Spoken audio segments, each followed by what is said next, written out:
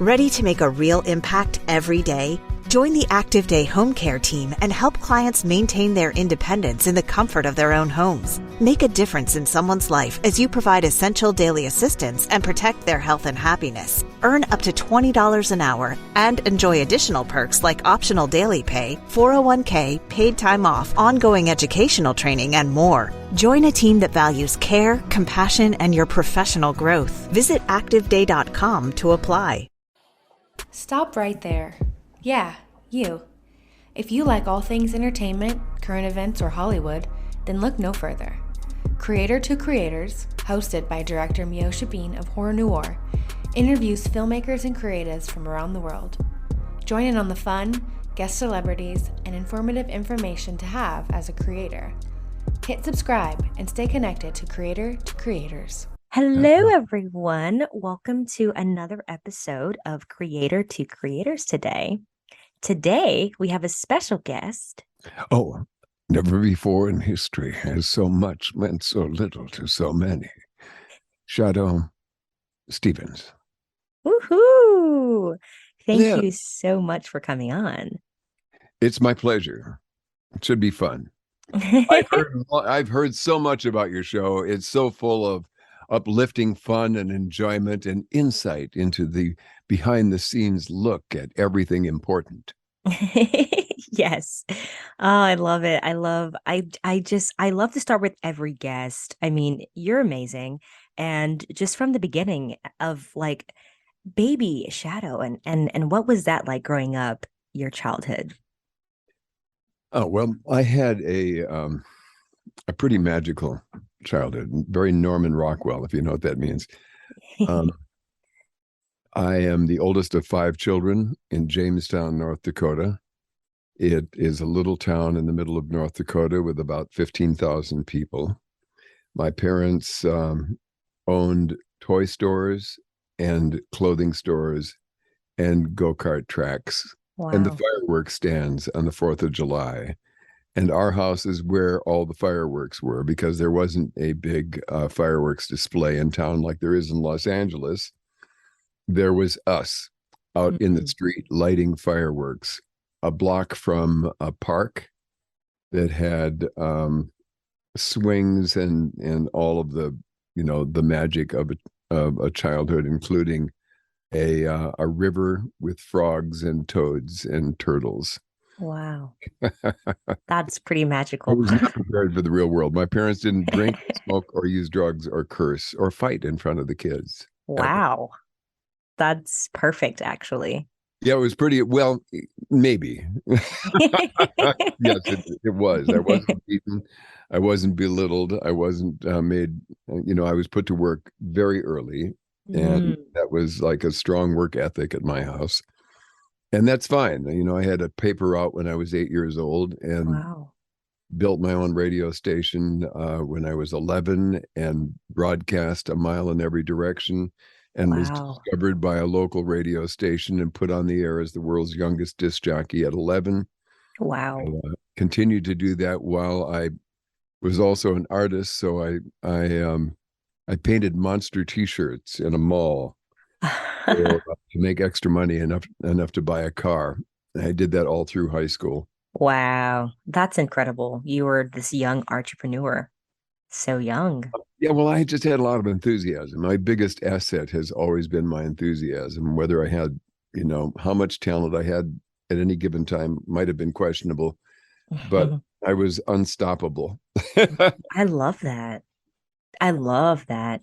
I mean, how did you transition into say, okay, guys, this is great here. I love, where I'm from, but I got to go to California and, bigger and better, do bigger and better things. Like what? Well, another thing that my parents did is that we traveled and we had yearly trips to California from as long as I can remember, either Los Angeles or we often went to Seattle to see my mother's parents. Hey guys, it's filmmaker Meosha. MVB Films partnered with Gore Culture, your first stop for all things horror-related content. I'm doing a 6-episode of real-life horror crime stories on the platform called It's Evil, Real Alabama Cases premieres exclusively on goreculture.com September 6th, 2022. That's the only way to listen. Follow goreculture.com, your preferred source for the latest thriller, sci-fi, horror films, news, scary videos, trailers, and much more.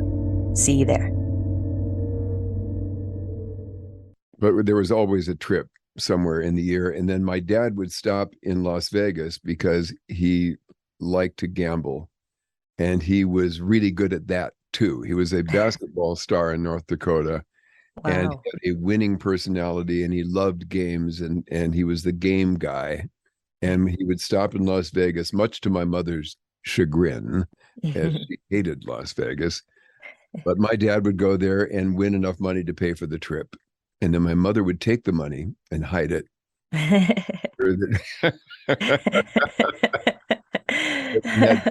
And then we had our California trip and would see relatives here. And I knew that California was where I was supposed to be. I wanted to be there so bad. So I was accepted at school at the Art Center School in Los Angeles and at San Diego State. And we came out to visit.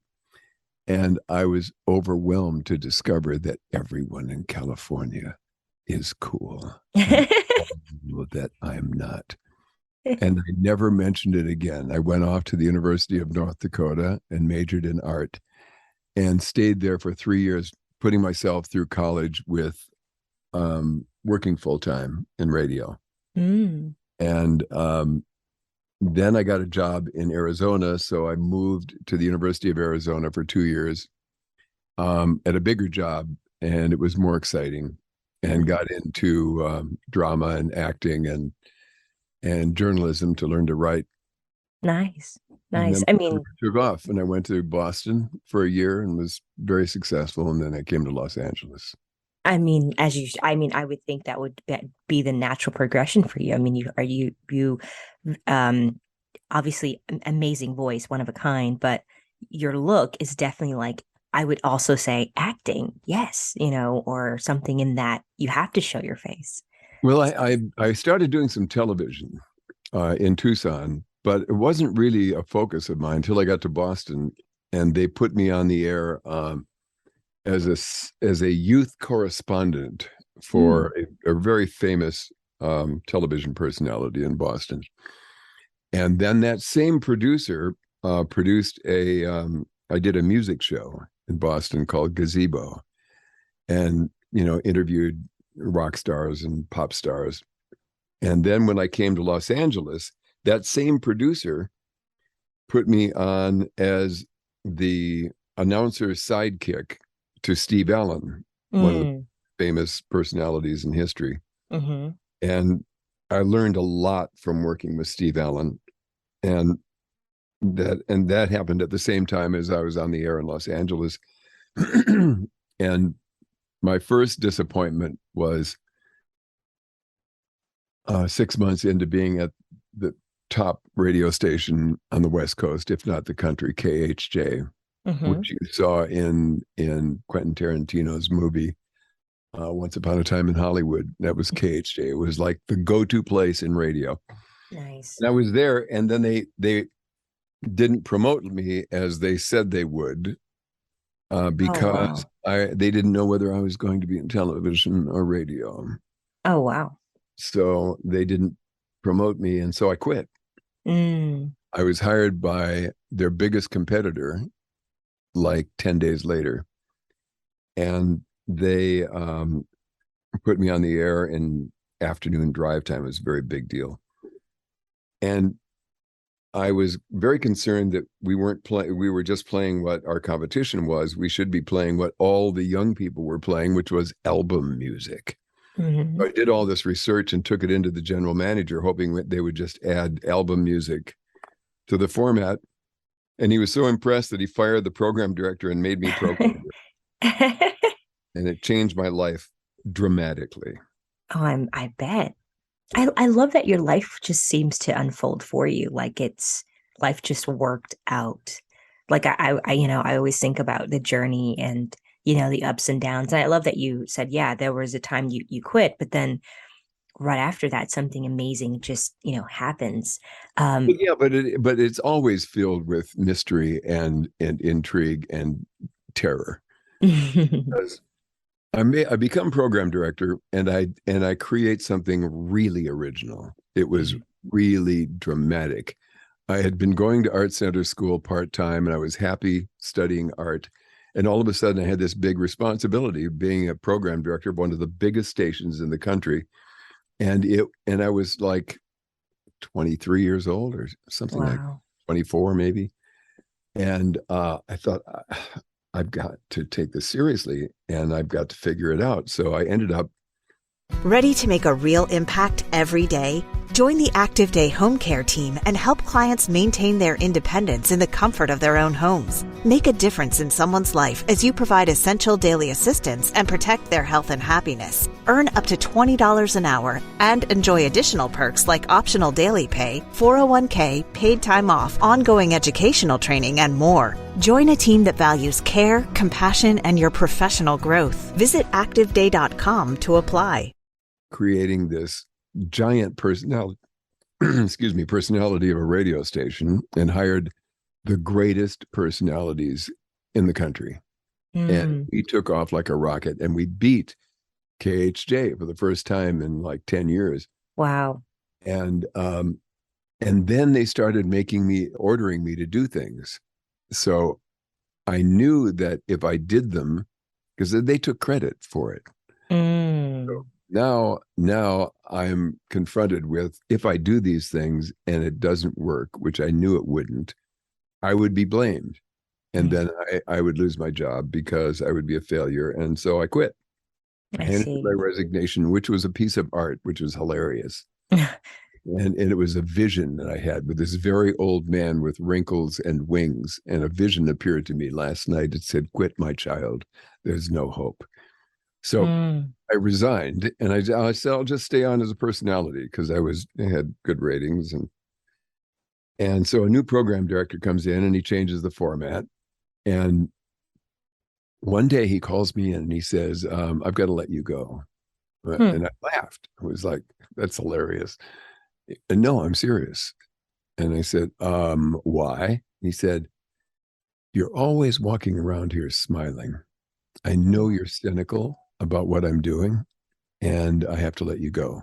Really? Excuse me? I'm the only one happy around here.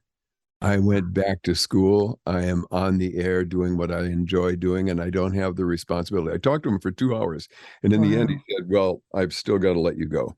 I went, okay. So I go in and I meet with the accountant, who looks down his nose at me. He sneers. He says, "I hope you go out and spend all this money in the next 2 weeks, and then you don't know where your next penny's coming from. Maybe you'll come to the meaning of life." Said, "Oh, wow. What's the meaning of life, Don?" He said, "Management is God." "Oh, excuse me? I think you better think that through." And he said, "It's true." And he raised his voice. "They put the food in your mouth," and he hit his finger on the desk, thump. "And the roof over your head, thump. Management, thump, is thump. God, thump." Wow. I went, "I feel sorry for you." And I left. Now, I'm terrified that I have a wife and child, and don't know where my next penny's coming from, frankly. And they hire me back a few weeks later for more money. That's where things took a turn. Now I'm lured away to this new radio station, which was kind of a joke in Los Angeles, KROQ. And it was an AM station, but the guy who started it wanted to build the world's greatest rock station. And he said, "I would like to hire you to be program director. You have to come in here as a disc jockey for a time being, but we're going to get an FM station.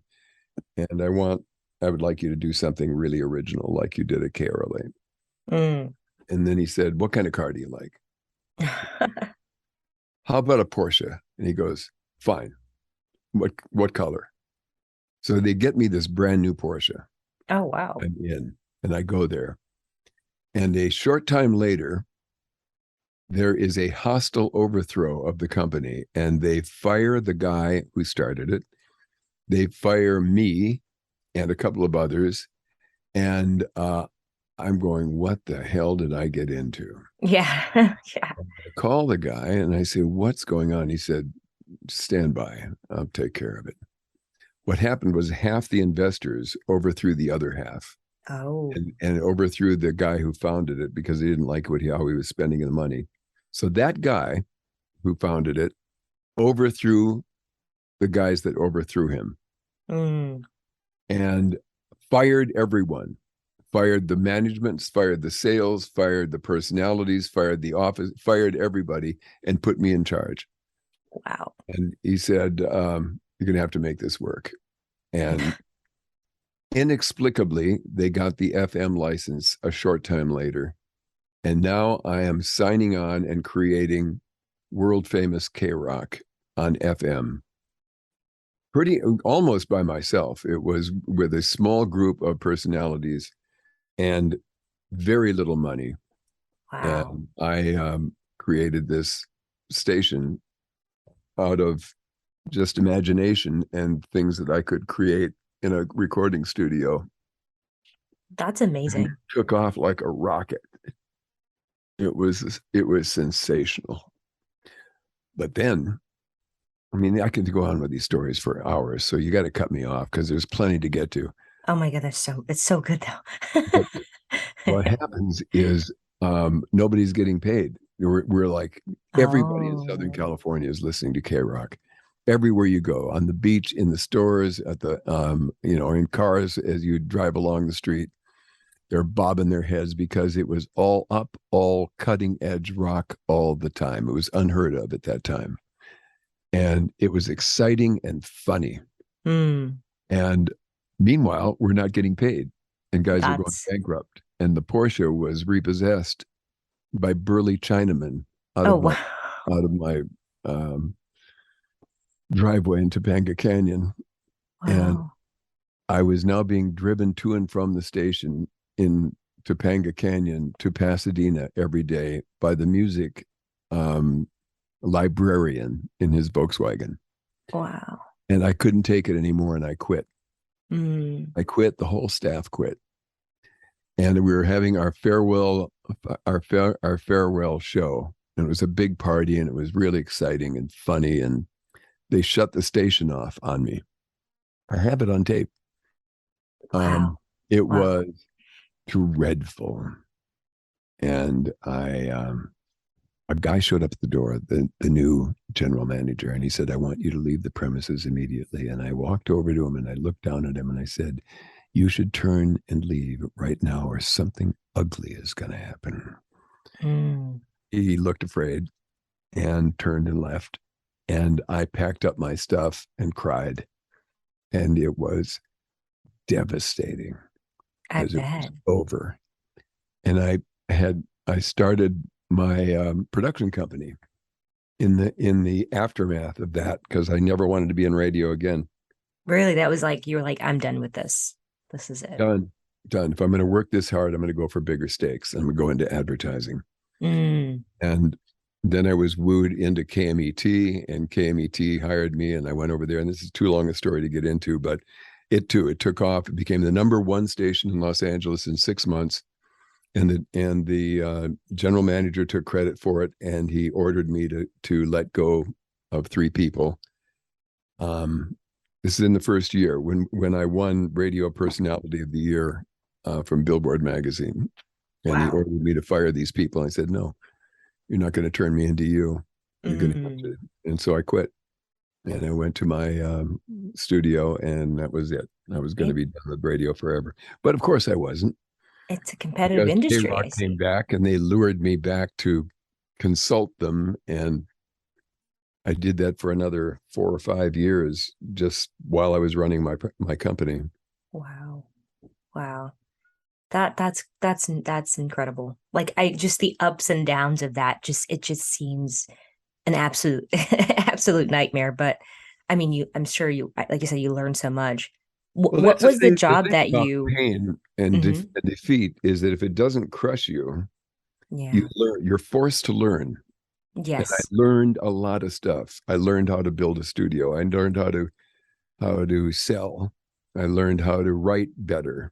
I learned how to tell stories better. And all of this, fueled what I would become in the future.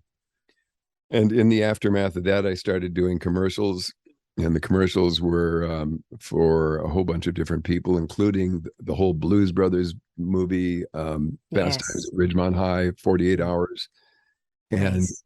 and then I was hired to do Federated, and then Federated turned into television, and it became iconic. Nice. And for the next, I think 6 years, we did 1,100 commercials. And Woohoo. it was the most successful regional advertising campaign in U.S. history. And as a result of that, now I had to learn how to do that too, you see. And we ended up having all of our own equipment, all of our own editing, we had total control and could just be funny. And it was wildly successful. It went from 14 stores, local stores, to 78 superstores in 5 states in 4 years. Oh, wow. And Ready to make a real impact every day?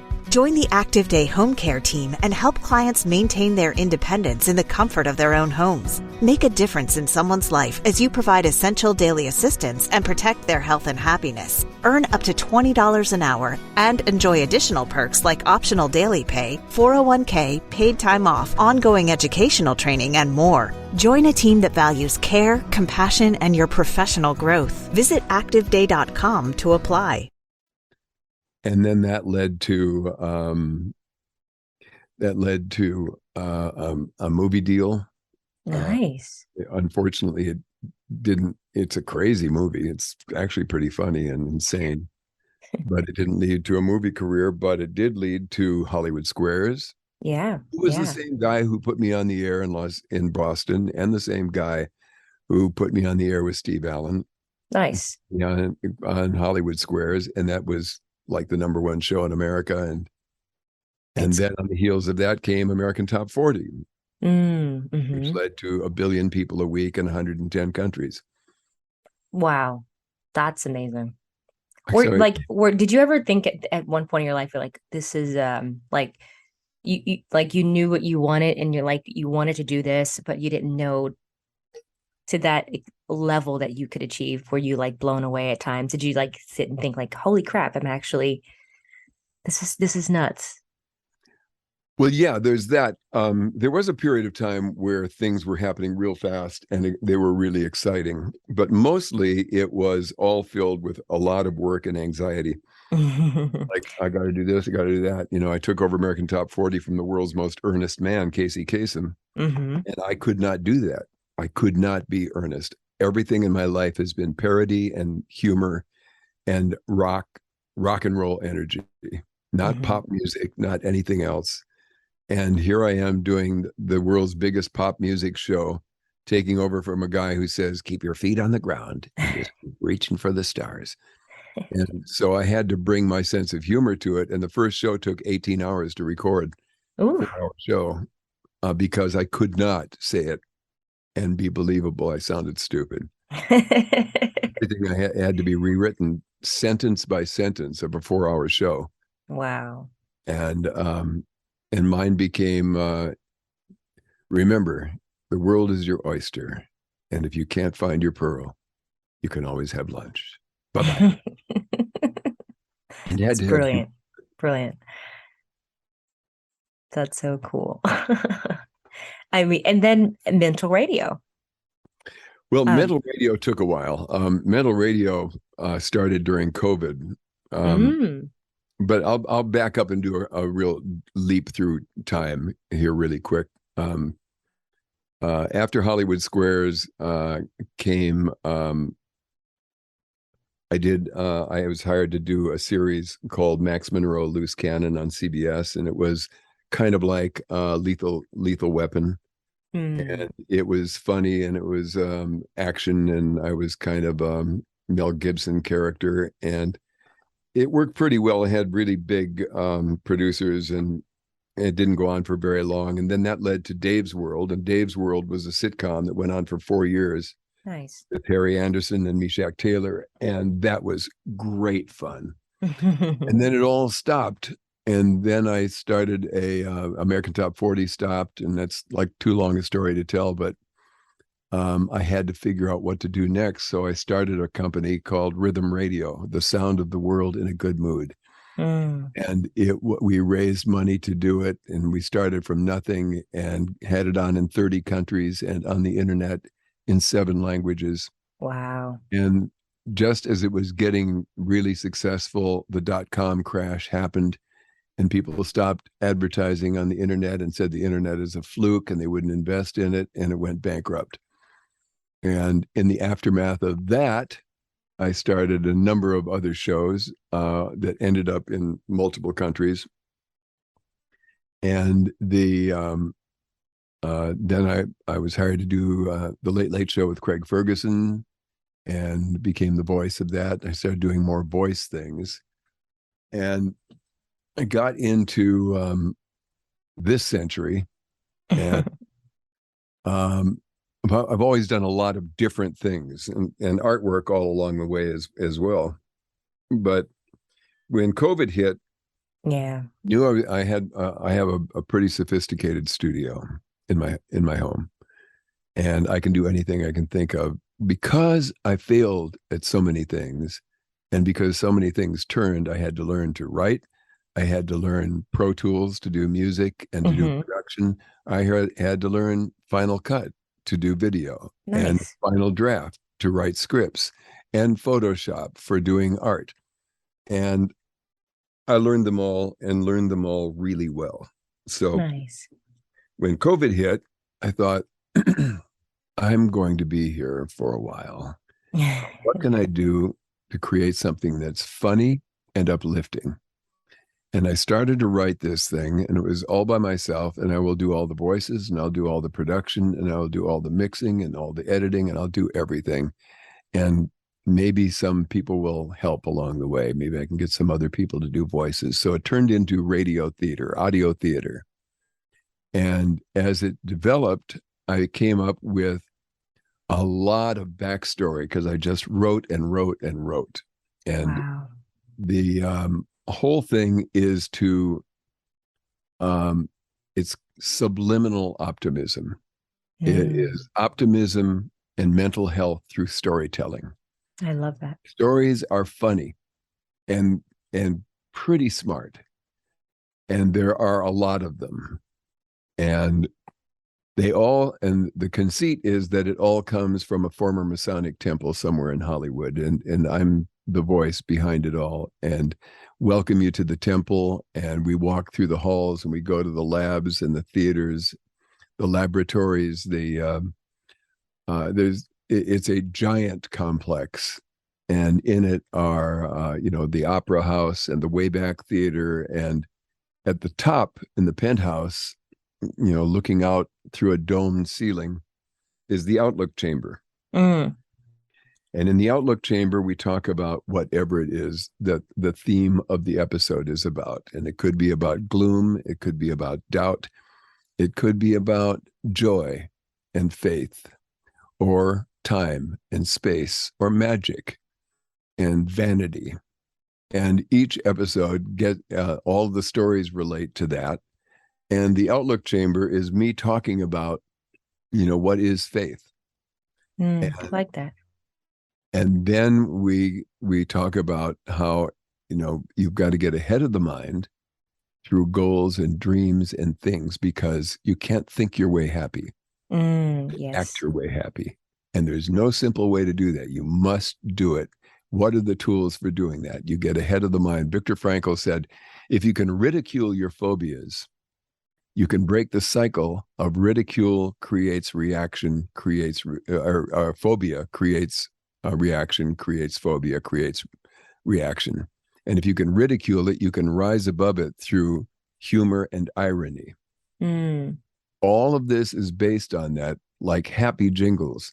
Don't forget the world is ending. Don't forget to be don't forget to keep pretending you got it made. Your best years are behind you, and stuff like that. I love And that. then the stories are The Adventures of Guy Good. It's a Western, and Guy and Gabby are heading across the desert, hoping to to stop the gloom as it heads over the mountains before it gets to the big city. And in the middle of it, first there's mosquitoes, and then there are bats, and the clouds are filled, the heavens, they're gray, and thunder strikes, and amygdala rain out of the sky, and it comes thumping on the ground going, be afraid, be afraid. You're not good enough. You're not going to have time. Never is. The time is over. Oh. Or they're surrounded by Wymies. The Wymies are zombies with guns. And, what are the Wymies? You go, they're victims. They look for someone to blame and go mad. They've got guns. Run. And so it's all like adventure like this, but love it. But it's really fun to listen to. And the reaction, I've got 25 pages of rave reviews. Ooh, that's awesome. That's awesome. It really is awesome. And along the way, I attracted all this help.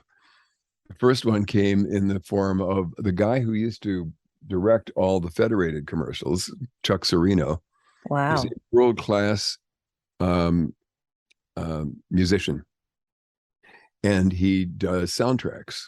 And I called him early on and I said, Chuck, do you have music you own that I could use in this in MentalRadio? And he said, yes, I've been paid to do all these movies that never came out. You can have whatever you want. So that's beautiful. Opened up a treasure trove of cinematic John Williams style, Morricone style music, astonishing stuff. Ooh, that's and amazing. Now all of a sudden I had cinematic relevance. And the idea is to create radio theater for the 21st century that's moves around in your head, that's immersive. So the characters move, the sounds come from behind you and move left to right. The show has been called Word Jazz because I take a lot of attention to detail in the writing, and audio acid. I love it. I love it. You sold me. I love that. Yeah, but it's like, like there's a lilt to the writing, where you talk about, like one of the characters is Calamity Pickett in the recent episode of Faith. And Calamity Pickett is this little girl who comes into the world through the screaming of the universe. And she's told in Sunday school about the forbidden curd, because in the beginning there was cheese. And, faith, everybody has faith in a chocolate bliss mocha fudge cake. It's as easy to have as intellectual pride in believing in nothing. Yes. I think you'll find if you listen that it's quite smart and quite hilarious. There's some really funny ideas in this thing. And I got this co-writer named Joshua Weinstein who came to me early on. He was helping me on a script I'd been writing, and COVID hit. And I said, I'm going to start writing this project, and here's what it's about. He goes, I am so in. I will help you. What do you need? He and I have written all 24 episodes. Every episode takes weeks, if not months, to write. They're intricate and complicated. And then I started attracting this little team of actors, of voice actors. Awesome. Some I'd worked with before, and some I didn't, and they're all fabulous. Oh, that's amazing. So then the characters really come to life when it isn't just me doing a bunch of voices. That's beautiful. Oh, that's I love that. You'd like it. I love it already. I love it. I've always been really into the whole voice acting thing. I've done a few things in like some years ago, but that's beautiful. I'm excited to check it out. Yeah, that's awesome. We're also working on it for television. It's being pitched as a television series, with all of because there's The Adventures of Guy Good. There is Dixon Ticonderoga, a writer looking for trouble. It's sort of like, do you remember Philip Marlowe, famous detective? Yes. It's sort of like that, that style. And then there's Brock Stillwell, a square-jawed jackhammer of a man in a plaid suit, a plaid shirt, who sees infinity burned on a cloud and comes to the rescue. It's hard to describe how many there are. There's Mighty Man. Mighty Man is a takeoff of 1950s Superman with the same kind of music signature and the same kind of sounds. But Mighty Man is a plumber whose tool chest changes into a suit of steel, and he comes in 6 out of 10 times he can fly.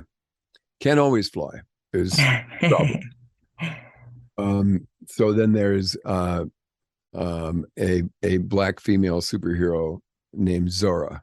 Love that. And Zora is badass.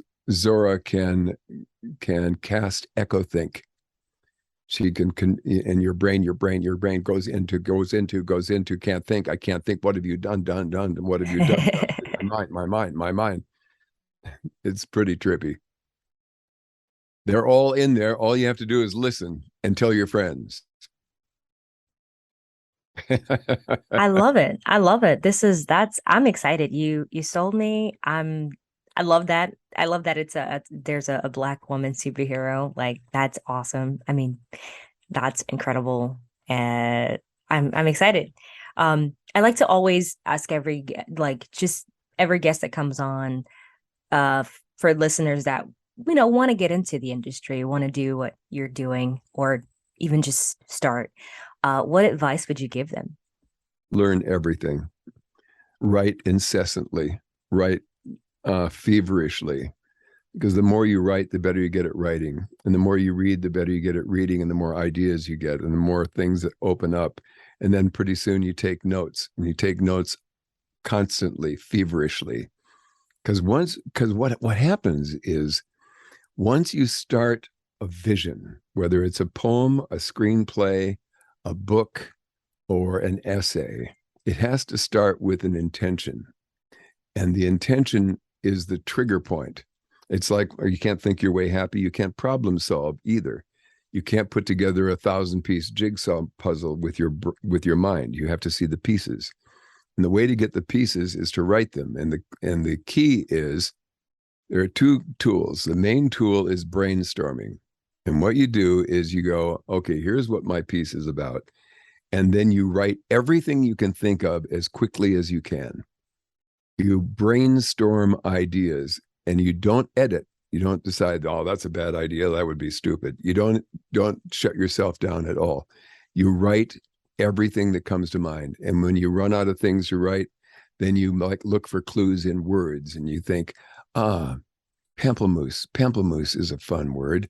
I write down pamplemousse, and you look it up, and then you go, oh, Mrs. Pamplemousse would be like a Sunday school cheese. That's hilarious. I would love to do that. Then you think, I'm writing about, in the beginning there was cheese. So what do I know about cheese? And I look up, oh, and there's nutty, tangy, sharp, and sweet.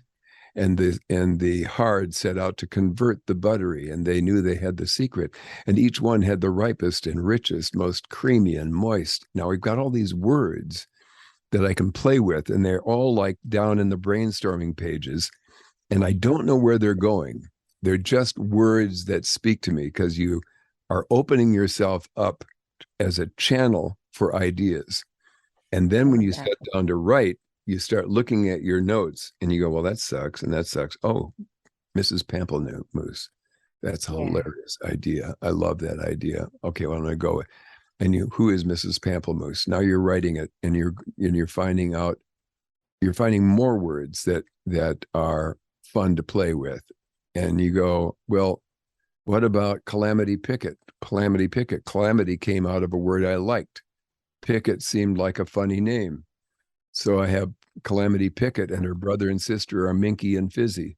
Well, that's fun to say, Calamity Pickett and Minky and Fizzy. I love it. And Calamity went bonkers that first day of school. Bonkers came out of brainstorming. Higgledy-piggledy came out of brainstorming.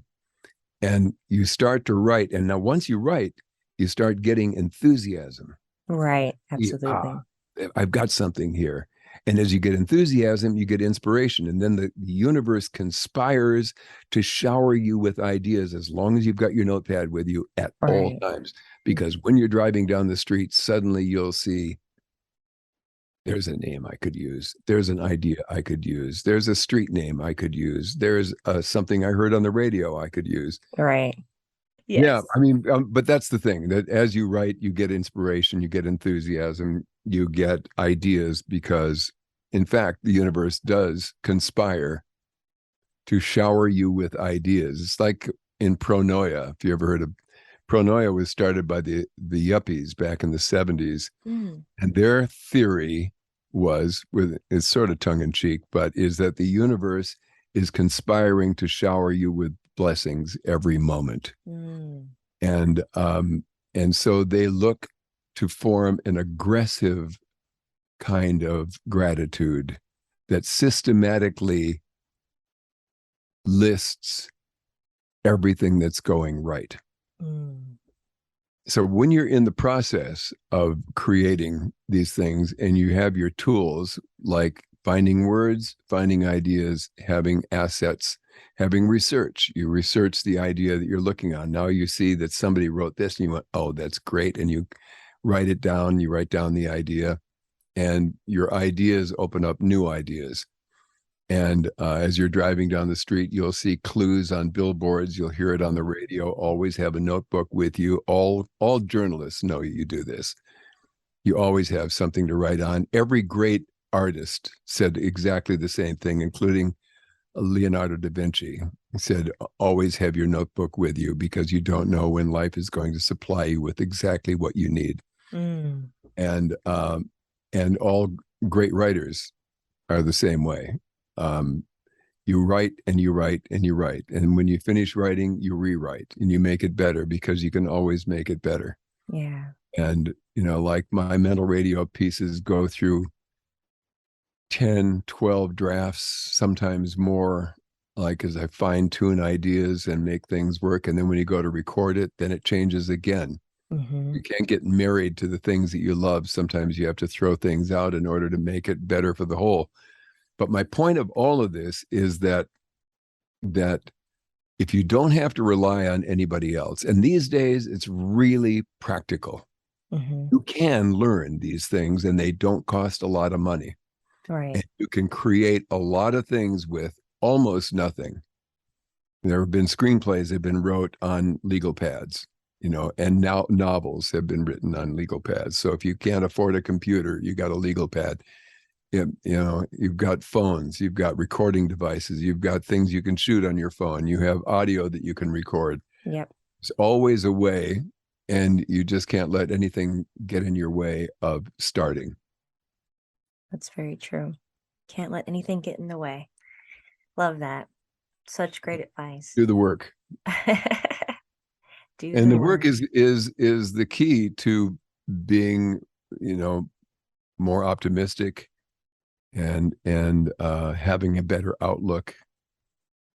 It's somewhere between getting ahead of the mind with these kinds of actions and meditation to get behind the mind, to get a grounding, a perspective. And meditation is all about focus. Yeah. So the more you focus, the better you get at focusing. So the better you get at focusing, the better you get at learning new tools, new languages, the better you get at problem solving, the better you get at being emotionally stable. These are all really practical things. Right. I love that. Oh, I love that. Thank you. It's a great reminder for sure. I'm being in this industry. I started doing like cinematography. I went to film school, and so I shoot on a lot of sets. And then I got into this podcasting thing during COVID, because I was like, I have to find something to do. Like, I just have to be creative. Like, I felt like there was no other way but that. So no, thank you. This is so good. So good. Great advice. Thank you so much for coming on. Thank you for sharing your amazing story with us. It's colorful. It's like a graphic novel. The details are, genius is always in the details. So my life has been full of genius. That's beautiful. Like crazy, crazy things happen. That is beautiful. We touched the surface on this brief interlude. I know I did. Yeah, I'm sure there's so much more. Well, thank you so much again for your time. Thank you guys for listening. And always remember to live, love, laugh. All right, guys. See you later.